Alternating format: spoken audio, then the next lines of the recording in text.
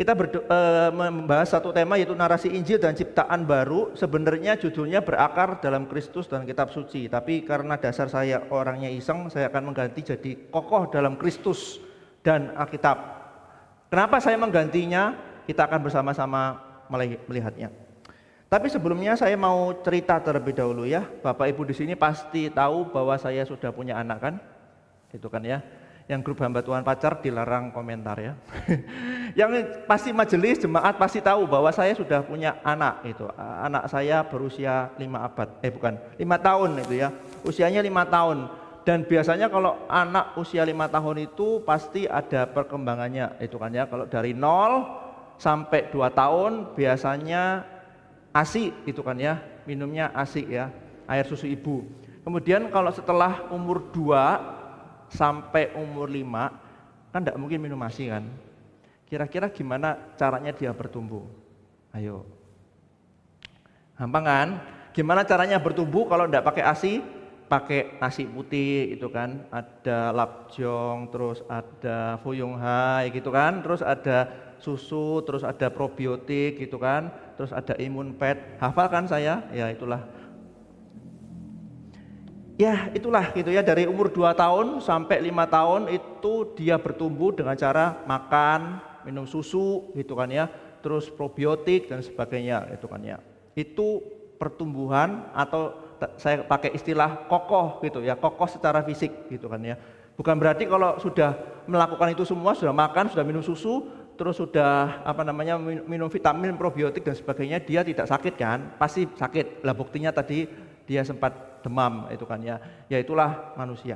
Tapi anyway, kalau kokoh secara fisik itu bisa pakai makan, bisa pakai nasi, bisa pakai susu, bisa pakai vitamin, bisa pakai probiotik. Tapi bagaimana sih caranya kita kokoh di dalam iman? Mari kita membuka Alkitab kita di dalam Kolose 2 ayat yang ke-7 gitu ya. Ini telat ngasih gambarnya.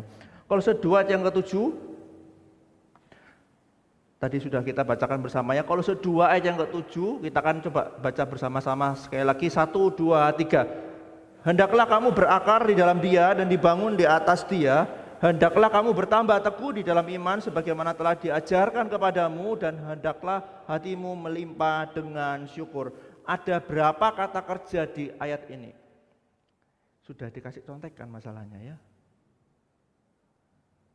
Kata kerjanya apa aja di situ? Berakar. 2, dibangun. 3, 4. Ya gampang sekali ya. Sudah kasih clue gitu ya.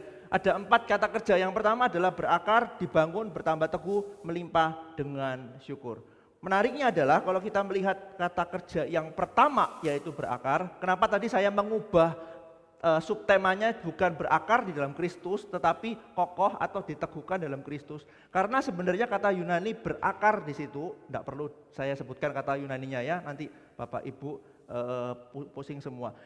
Gampangnya begini, kata berakar itu dalam struktur bahasa Yunani itu menggunakan kata kerja bentuk pasif, dan itu perfect. Perfect itu adalah sudah terjadi tapi ngefek sampai sekarang itu kan ya, atau bisa diterjemahkan apa ya, sudah dipersatukan, sudah ditanamkan itu kan ya. Itu kan sudah terjadi bukan pada waktu hari ini kan, tapi sudah terjadi sebelumnya. Makanya hendaklah kamu sudah ditanamkan, hendaklah kamu sudah disatukan dengan Kristus itu ya, itu berakar di situ. Dan kemudian yang kata kerja yang ketiga, kalau kita sudah disatukan dengan Kristus, maka yang di kata kerja yang ketiga, hendaklah kamu bertambah teguh. Kata yang dipakai adalah kata kerja bentuk pasif sekali lagi, tapi kali ini bentuknya presence. Present itu apa? Terus menerus. Berarti saya bisa menerjemahkan, hendaklah kamu terus menerus diteguhkan atau kokoh di dalam iman. Berarti kalau kita sudah disatukan dengan Kristus, kita sudah ditanamkan di dalam Kristus, maka tanggung jawab kita adalah bukan nganggur, nggak ada kerjaan, tapi kita juga terus-menerus bertambah teguh atau terus-menerus kokoh, kita terus-menerus diteguhkan di dalam iman kita, yaitu di dalam Alkitab. Itu kan ya. Pertanyaannya, kenapa Alkitab suci itu sebagai sumber kokoh di dalam iman?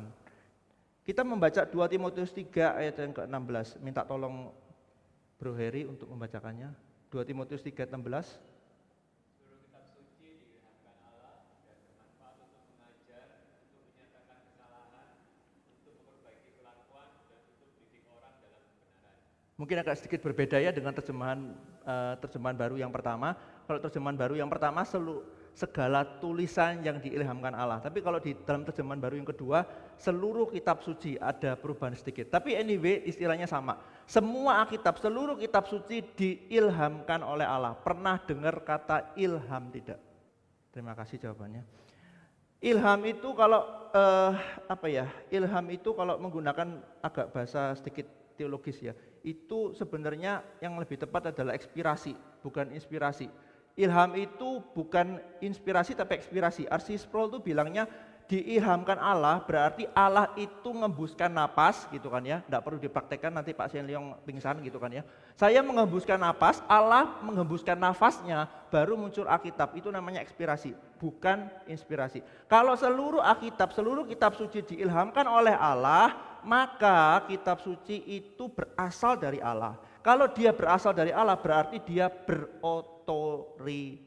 Nah, sebagai gereja Injili pasti pernah dengar istilah sola scriptura.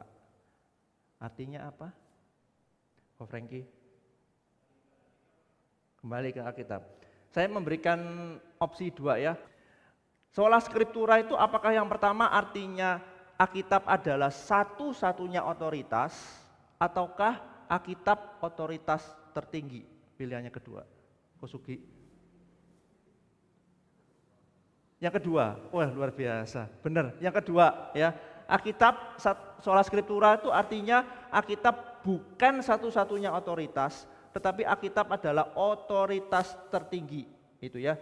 Kalau katanya John MacArthur dan pengakuan iman Westminster pasal yang pertama, poin yang ke-6, sola scriptura itu berarti otoritas tertinggi dalam segala hal yang berkaitan dengan keselamatan iman dan kehidupan manusia. Berarti kalau Alkitab adalah otoritas tertinggi, berarti kita mengakui adanya tradisi rasuli. Jangan risih dengan kata tradisi ya. Tradisi rasuli itu apa sih? Kita setiap minggu itu mengikrarkan pengakuan, itu tradisi rasuli. Salah satu tradisi rasuli. Tradisi rasuli orang Kristen masih pegang? Masih. Akal budi orang Kristen pasti pakai? Pengalaman? Kita pengalaman hidup masih pakai? Tapi semuanya berada di bawah Alkitab. Beda dengan Alkitab satu-satunya otoritas. Kalau Alkitab satu-satunya otoritas di dalam iman dan praktek, berarti ketiga hal ini, tradisi rasuli, akal budi, pengalaman itu dibuang sama sekali. Makanya kalau kita melihat misalnya di YouTube gitu ya, ada pendeta, saya nggak perlu sebut nama gitu kan ya, yang mencoba untuk mendongkrak Allah Tritunggal. Dia pernah berkata gitu kan ya, kita semua itu berpegang kembali kepada Alkitab gitu kan ya. Enggak usah peduli bapak gereja, enggak usah peduli ini, enggak usah peduli konsili dan sebagainya, konsili Nicea dan sebagainya. Kita kembali ke Alkitab. Itu sebenarnya bukan pandangan yang tepat. Alkitab bukan satu-satunya otoritas, tapi Alkitab adalah otoritas tertinggi. Kita mengakui tradisi rasuli, akal budi dan pengalaman, tapi semuanya berada di bawah Alkitab. Kenapa sih perlu bahas beginian? Itu kan urusannya itu katekisasi lah, urusannya seminar. Kenapa perlu bahas beginian? Berapa banyak orang Kristen sebenarnya menganggap Alkitab itu adalah jawaban segala-galanya. Kenapa tidak boleh merokok? Loh, Alkitab itu ngomong tidak boleh merokok loh. Dibolak-balik dari Kejadian sampai Wahyu, balik lagi Kejadian sampai Wahyu. Tidak ada muncul kata rokok gitu kan. Tidak boleh merokok, karena Alkitab berkata nggak boleh merokok. Tidak boleh pakai celana jeans. Kenapa? Alkitab mengatakan tidak boleh pakai celana jeans. Ini tidak boleh begini, tidak boleh begini, tidak boleh begini. Kenapa? Alkitab adalah jawaban segala-galanya. Benar? Makanya banyak orang Kristen kalau baca Alkitab, apa? Setiap pagi, Tuhan, apa yang kau mau sampaikan kepadaku? Apa yang kau mau nyatakan kepadaku? Kemudian dia asal-asal gitu ya, nunjuk satu ayat, kemudian ayatnya berbunyi, maka Yudas pergi menggantung diri. Akhirnya dia benar-benar menggantung diri kan. Alkitab bukan jawaban segala-galanya. Alkitab itu otoritas tertinggi, berarti kita perlu pakai akal budi, perlu kalau mobilnya rusak, perlu diganti, perlu diservis, entah itu akinya, mesinnya, kita perlu pakai Alkitab. Enggak usah gitu kan ya, karena memang ada orang-orang seperti itu.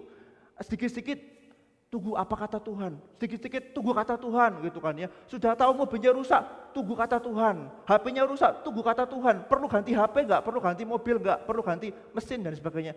Aduh, orang Kristen tolong ya, akal budinya dipakai. Jangan semua Alkitab, semua Alkitab, semua Alkitab semua. Kelihatannya rohani padahal bukan. Yang kedua Alkitab berguna bagi seluruh kehidupan. Di situ dikatakan kitab suci bermanfaat untuk mengajar, menyatakan kesalahan, memperbaiki kelakuan dan mendidik orang dalam kebenaran. Berarti ada unsur doktrin, ada unsur etika juga, berarti ada unsur iman, ada unsur etika. Jadi Alkitab bukan hanya berguna bagi pokoknya perdebatan teologi yang tidak akan berakhir sampai Yesus datang kedua kali, bukan. Tapi Alkitab juga berguna bagi kerohanian kita, berguna bagi setiap tingkah laku kita. Kenapa hal ini perlu ditekankan? Kalau yang pertama tadi ekstrim, Alkitab itu adalah jawaban segala-galanya. Enggak boleh merokok, enggak boleh begini, enggak boleh begini. Kenapa? Alkitab bilang. Tapi sisi yang lain, ekstrim yang lain mengatakan, Alkitab itu ya cuman untuk perdebatan, itu kan. Tritunggal, kita buka Alkitab. Sekarang pertanyaan praktis ya, saya kasih pertanyaan praktis. Bapak Ibu yang punya anak, itu kan ya, yang akan segera kuliah, itu ya, atau menentukan pekerjaan, siapa yang menentukan kuliah atau pekerjaan dari anak Bapak Ibu? Alkitab atau orang tua? Kan Alkitab berguna katanya, Alkitab kan berguna bagi seluruh kehidupan manusia. Tapi tolong tanya, ketika itu masuk ke dalam hal yang lebih praktis tentang pekerjaan atau kuliah anak, memilihkan pekerjaan bagi anak atau memilihkan kuliah, jurusan kuliah bagi anak, itu Alkitab ada sumbangsinya enggak? Gak usah, ngapain? Kan saya kan jadi papa mamanya atau saya yang menentukan. Kamu ya, nak ya, kamu itu cocoknya masuk hukum, itu kan ya. Kamu cocoknya masuk kedokteran, kamu masuknya begini. Gak usah pakai Alkitab, gak usah bergumul. Ngapain? Itu kan Alkitab cuma urusannya di gereja 1,5 jam sampai 2 jam kan. Oh, Alkitab itu urusannya cuma untuk LD, bukan urusannya buat ngurusi menentukan kuliah anak, menentukan pekerjaan anak. Enggak. Itu bukan urusannya Alkitab. Benar? Kalau Alkitab memang berguna bagi seluruh kehidupan manusia tanpa terkecuali, berarti seharusnya Alkitab juga mempengaruhi kita sebagai orang tua, sehingga kita bisa bersama-sama dengan anak menggumulkan apa yang menjadi kehendak Allah bagi mereka. Jadi bukan berarti kita terlalu mengeneralisasi Alkitab itu jawaban segala-galanya, atau ekstrim yang berikutnya adalah Alkitab itu tidak ada urusannya sama sekali sama kehidupan dunia kita. Tapi jujur ya, kalau kita memahami Alkitab itu kan tidak gampang toh. Amin. Oh, semua paham ya? Ya kita kan tutup dalam doa ya.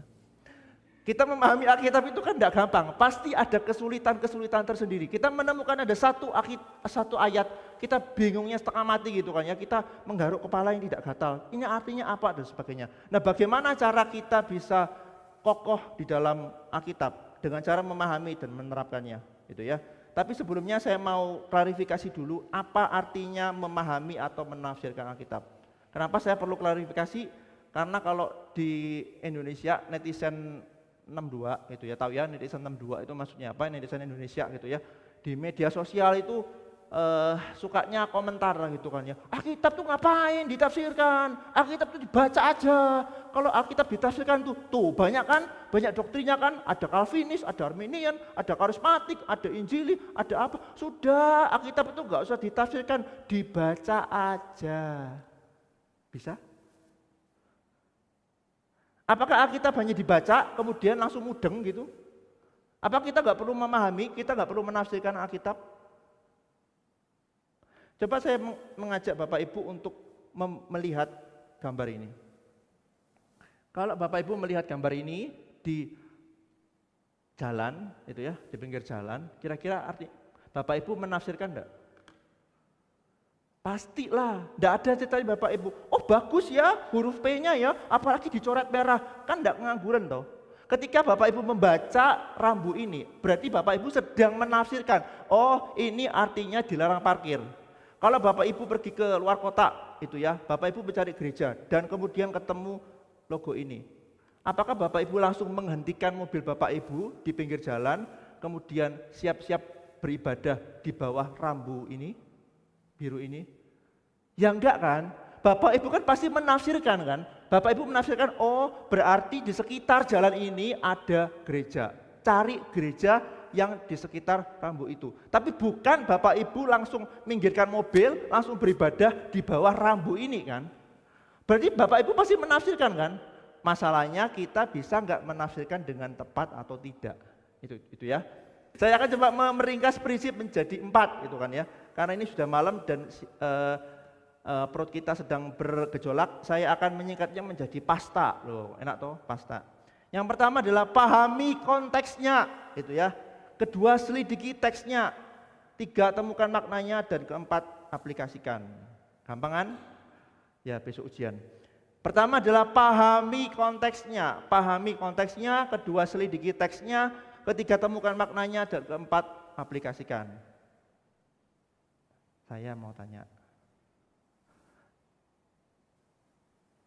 Pak Suwandi, 4 prinsip tadi apa? Singkatannya pasta, enak toh? Kan lapar-lapar kan? Pasta, yang pertama?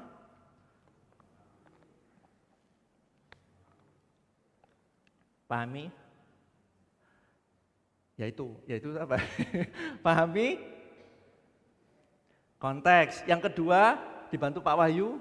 Yang kedua, selidiki teksnya. Ketiga, temukan makna, dijawab sama Bro Heri. Yang keempat,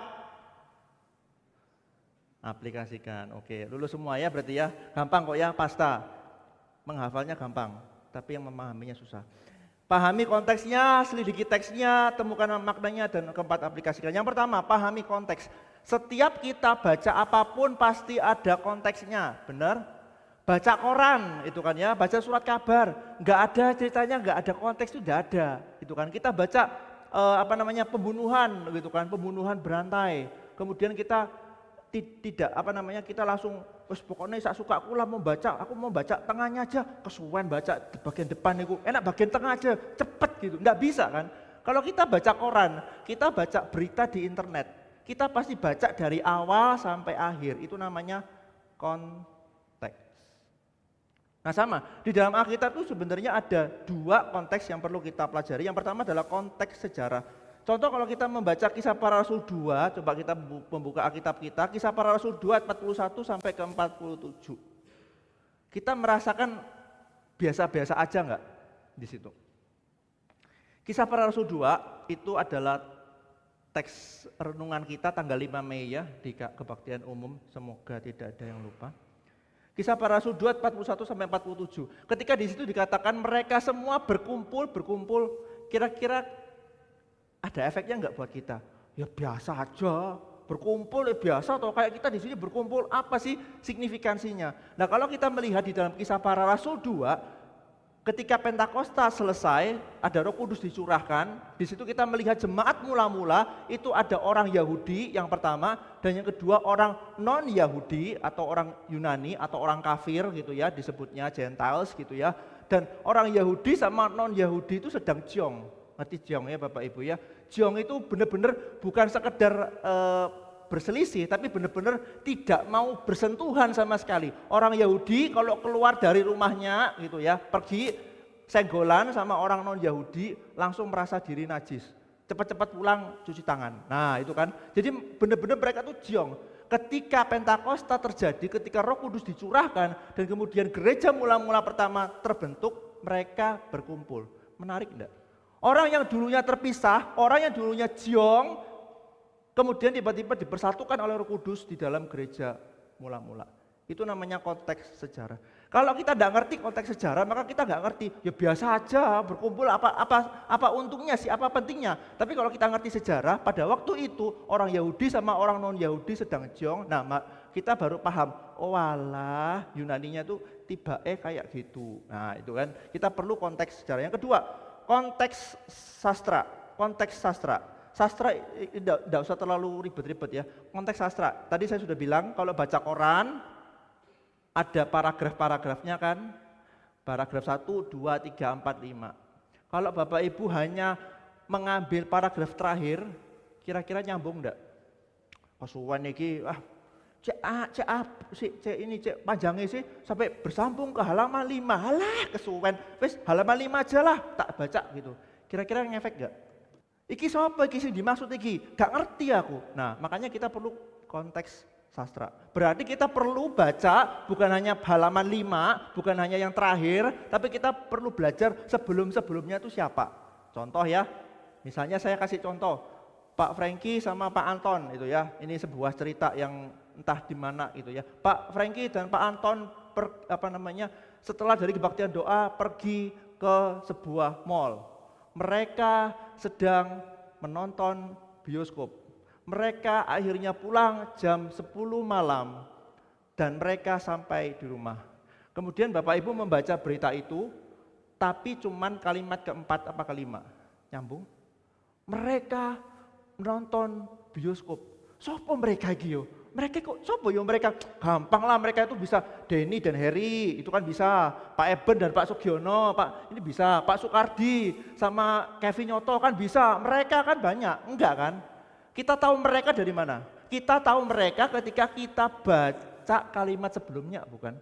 Oh, ternyata mereka itu Pak Franky dan Pak Anton. Kalau kita nggak baca sebelumnya, kalimat sebelumnya, kita kan nggak mudeng.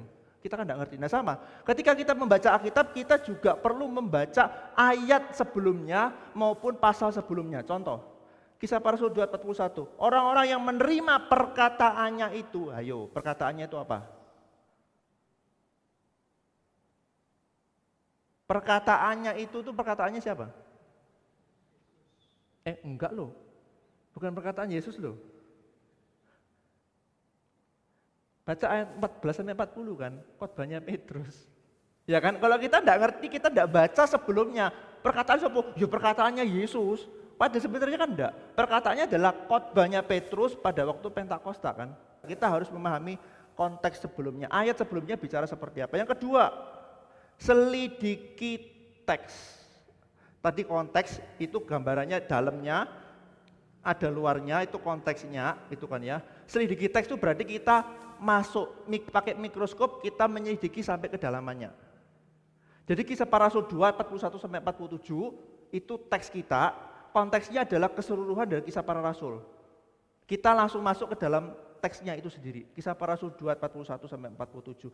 Kita baca teks itu dari awal sampai akhir. Jangan baca pokoknya sakarepe dhewe, pokoknya iki apa iki maksudnya ya? Wis nanti tanya aja Pak Sienlyong lah. Kesuwen daripada aku bingung-bingung, nanti tanya Pak Sienlyong aja lah, gampang itu. Enggak kan?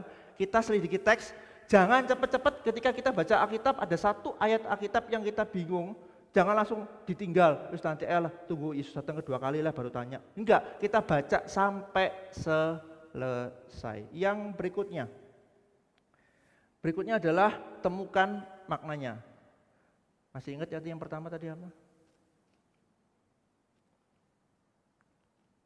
Prinsip pasta yang pertama,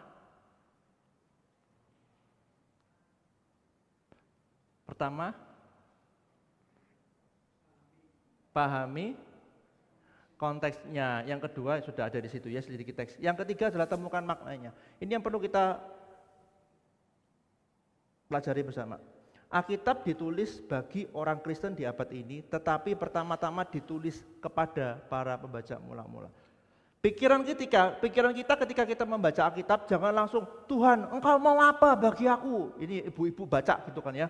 Kemudian muncullah 1 Korintus 11, hendaklah perempuan harus menudungi kepalanya. Terus ini berarti Tuhan maunya ini, cepat-cepat dia beli kerudung gitu kan ya. Karena apa? 1 Korintus 11, Alkitab ditulis memang bagi kita, tapi pertama-tama ditulis bagi orang Kristen mula-mula pada waktu itu. Orang Kristen zaman sekarang sama zaman dulu beda atau sama? Beda budaya, bukan? Jadi makanya ketika baca 1 Korintus 11, makanya wanita harus menudungi kepala, terus sama-sama beli kerudung. Itu bukan maksudnya Alkitab. Jadi ketika kita baca Alkitab, perhatikan maksud aslinya. Jangan langsung, apa ya buat aku ya, apa ya buat aku ya, apa ya buat aku. Kemudian Imamat 11, jangan makan babi. Wah iya, Alkitab boleh makan babi. Padahal babi itu adalah binatang yang paling seksi itu kan ya, itu makanan yang paling haujak si cingping hausiang. Cara kita membaca Alkitab jangan langsung diterapkan kepada kita gitu ya. Temukan makna asli. Tuhan mau para pembaca mula-mula itu seperti apa? Tuhan maunya mereka seperti apa? Itu pelajari terlebih dahulu. Yang berikutnya itu ya. Yang berikutnya adalah tidak bisa diklik. Oke, yang terakhir adalah aplikasi. Loh, cepet toh? Setelah kita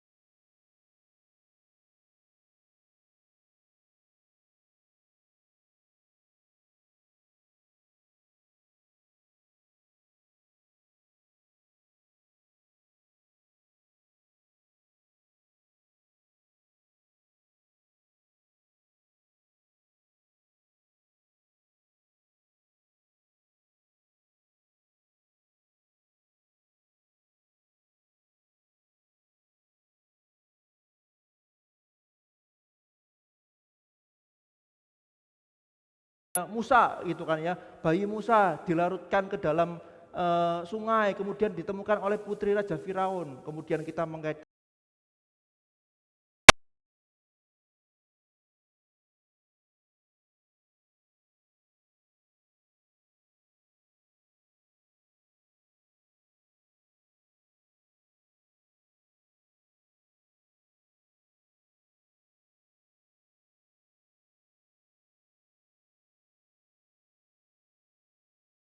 saya lebih memilih gospel center itu bukan berarti semua Kristus, semua perjanjian nama Kristus. Ketika Allah menciptakan berarti itu Kristus. Enggak. Tapi saya lebih melihat membaca Alkitab, aplikasinya baru dikaitkan dengan kepada Kristus. Contoh apa? Kisah Para Rasul 2 ayat 41 sampai 47 kembali. Kisah Para Rasul 2 ayat 41 47. Gitu ya. Kenapa bisa muncul persekutuan di gereja mula-mula? Cara pandang kita, cara pandang Injil. Karena Roh Kudus dicurahkan dan Injil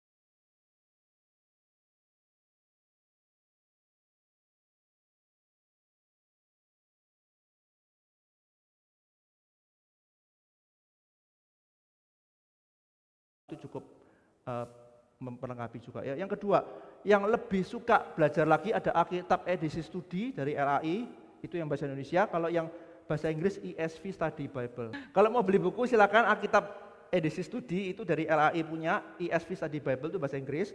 Kemudian ada beberapa tafsiran Alkitab kalau Bapak Ibu bingung gitu kan ya. Semua prinsip-prinsip tadi itu kan cuma prinsip toh. Saya kan tidak bisa menjelaskan semua detail-detail, nanti kan saya diprotes sejuta umat kan, nanti jam 10 baru mari gitu kan. Jadi saya memberikan tafsiran Alkitab beberapa rekomendasi, kalau Bapak Ibu suka membaca tafsiran ini bisa memperlengkapi kita. Tafsiran Alkitab abad ke-21, ada 3 jilid, kalau Bapak Ibu bisa membelinya boleh. Atau The Wycliffe Bible Commentary, ini agak lama sedikit ya, terbitannya. Wycliffe Bible Commentary ini juga bagus juga. Dan yang terakhir itu kalau Bapak Ibu pengen lebih dalam, tadi kan saya cuma memberikan secara overview kan, bagaimana cara memahami Alkitab dengan 4 langkah tadi kan. Kalau mau lebih jauh, silakan beli buku ini ya, Hermeneutik dari Douglas Stuart dan Gordon Fee. Ini buku teks standar yang cukup baik, itu kan ya, cukup bisa dimengerti ya. Dan yang berikutnya ini lebih spesifik, bagaimana kita menerapkan Alkitab di sepanjang zaman. Ini semua bahasa Indonesia ya. Yang hermeneutik atau maupun menerapkan Alkitab itu bahasa Indonesia, jadi tidak perlu kesusahan untuk membaca dan memahaminya. Oke. Nanti kalau mau lebih jelasnya bisa copy materi PPT-nya di belakang ya. Apa yang menjadi kesimpulan kita pada malam hari ini? Sebagai orang yang telah disatukan dengan Kristus, marilah kita diteguhkan atau kokoh di dalam firman, agar melalui anugerahnya kita bisa dimampukan serupa dengan Kristus dalam setiap aspek hidup kita. Kita memahami semua prinsip-prinsip tadi, memahami Alkitab, tujuannya bukan untuk kita sendiri, bukan untuk perdebatan, tetapi untuk pertumbuhan iman dan pertumbuhan kehidupan sehari-hari kita. Biarlah kita semakin hari semakin memahami firman, kita semakin tahu bahwa firman dipahami untuk menumbuhkan iman kita. Mari kita berdoa.